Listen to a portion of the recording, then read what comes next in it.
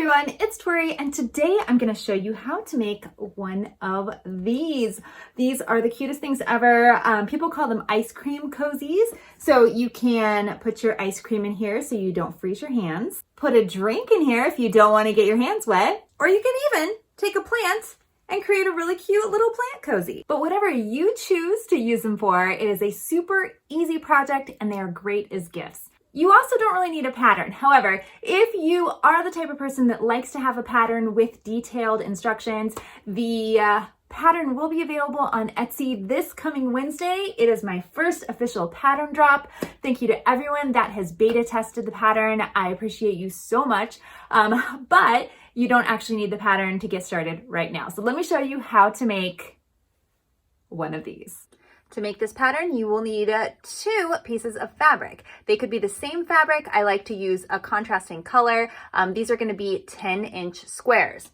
You're also going to need some batting. Now, when it comes to the batting, you will need 2 pieces. You'll need a piece for each of those fabric pieces. They're going to go on the back. And you do want to make this slightly smaller. I do 10-inch for the fabric and I do 9.5-inch for the batting. And the first step that you're going to do is on the wrong side of the fabric, you're going to pin the batting in place. So we are going to take one piece of that batting, put that in place. Now, one thing that I noticed, the batting that I picked up tends to stretch. So even though I cut this smaller than my regular fabric, it's already stretched out. So I'm going to need to trim that up. And the reason that you do want this smaller than your actual fabric is when it comes to the end, you're going to top stitch it closed. And if you have the batting all the way over to the length of the fabric, it's going to make it a lot more challenging to make that happen. And we don't want this to be any harder than it has to be. Again, this is an easy project for all skill levels.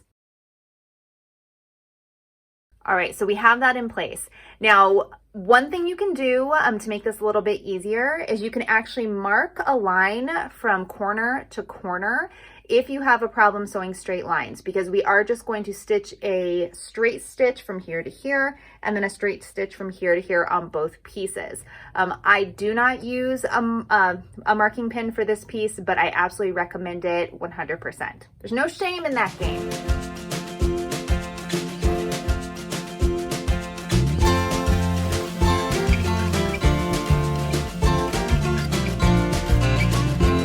All right, and now we're gonna mark the pleats. So we have sewn the X's from corner to corner on both pieces. And then the next step is to fold your square in half. Now it doesn't matter which side, you're gonna end up folding both of them in half. So we're gonna fold that in half just like that. Now we're going to mark the pleats. I actually use a template right here, but you're marking the pleats at 2¼ inches on the right-hand side and 2 3/4 inches at the bottom fold. And it is important that you have those measurements correct. Again, I have those measurements in the pattern, but 2.25 on the side and 2.75 here at the fold. All right, now we're gonna take these over to the sewing machine and we're gonna sew from a straight stitch from here to here on both sides, and you are gonna back stitch at both, and you're gonna do that on both pieces. All right, next we're going to trim off this excess fabric on each of the pleats to 1/4 inch. And I'll say it a million times, always save your fabric scraps. You can use them for so many different projects. All right, and this is where it gets a little tricky. So now that we have done the pleats on one fold, now it's time to fold it the other direction. So you're gonna essentially open it up and then turn it. So if you go, let's go back. So here it is, it was folded in half one time we made the pleats. Now, essentially you're going to open it up, pull it towards you, and then pivot, and now you're gonna be able to make the additional pleats. And you're gonna do the pleats exactly like you just did. Make sure you don't have any wrinkles in your fabric. And do that on both pieces. One little tip that I will always make sure to point out to you, remember when you're doing your pleats and when you're marking your pleats that you have the fold on the fold. That is a very imperative step. If you accidentally switch them up, you will have a wonky product at the end, and you will be pretty frustrated. Not that I've done that like 5 or 10 times. Okay, maybe not 10, but I have done it. All right, let's go stitch these up and we'll cut off the excess and go to the next step. All right, so now you have something that's starting to look like a little pint here. So what we're gonna do is we're actually gonna turn one of these right side out. It doesn't really matter which one, but you're gonna turn one right side out.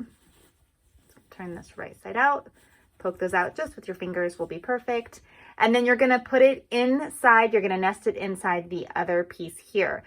When you do this, you do wanna make sure that they are aligned and they are right sides together.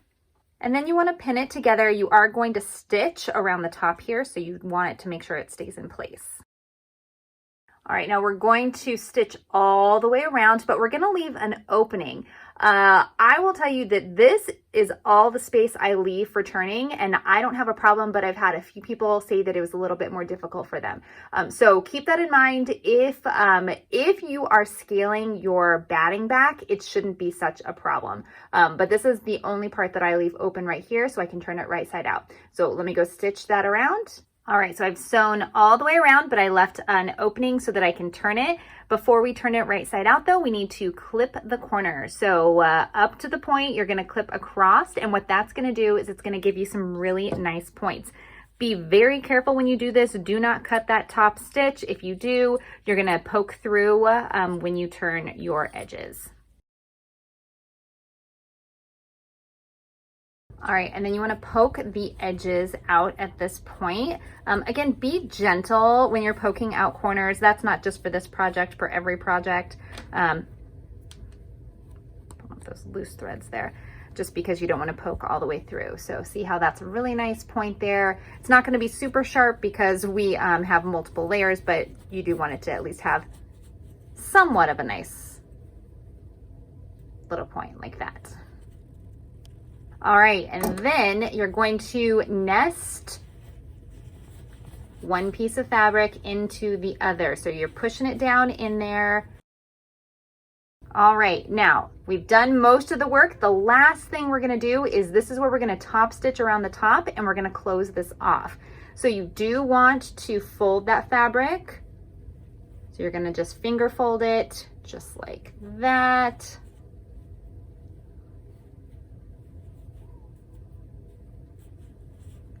So like this, you're gonna get the fabric so that it is flat, and then you're gonna stitch around here and then continuing to top stitch all the way around. All right, and after you top stitch everything closed, this is what it should look like. So if you are following along, hopefully you have something that looks similar to this and had fun while making it. If you need something that's a little bit more in depth, maybe some written instructions, as I mentioned before, I do have a pattern coming out January 12th, 2022 over on my Etsy shop. Go favorite my shop and you'll get notified when I launch new products. And again, the product will be coming out on the 12th as a digital download. You can print it out in the middle of the night if you wake up and decide, hey, I want to try this pattern out. I love digital patterns so much. They're so easy to use. Also, a giant shout out to all of my beta testers who have been giving me great feedback on what they expect, what's working well, maybe a couple of little tweaks here. Also, the idea to use it as a plant holder and for other things, brilliant. So thank you so much again to everybody who has made this possible. And if you have feedback or you have tips for when you're making your little cozies, share those in the comments below. And if you do make this project, tag me on social media. I want to see what you're doing. I want to see your creative side. This is one of those quick, easy projects that gives you a sense of fulfillment at the end, and it's so useful. Those are the best projects to do. So tag Girly Girl Style, and you can use the hashtag Cozy Girl, GRRL pattern, to be in a group of amazing people who are testing this out and sharing their products. So thank you so much, everybody. Until next time, see ya.